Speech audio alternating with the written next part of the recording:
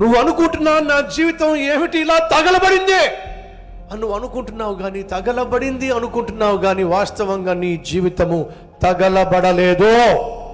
అది దేవుడు ఆ రోజు మోషేకు తెలియచేస్తున్న ఒక అద్భుతమైన పాఠం. అదే పాఠాన్ని ఈ అర్ధరాత్రి దేవుడు నీకు కూడా చెప్తున్నాడు. నువ్వు అనుకుంటున్నావు నా బ్రతుకు ఇలా తగలబడింది,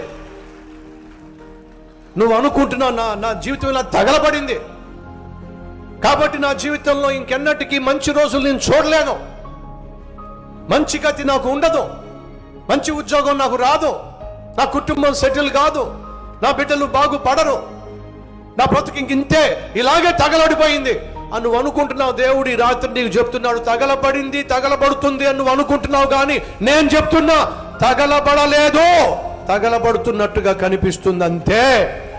ఇది దేవుడు నీకు చెప్తున్నటువంటి సత్యం.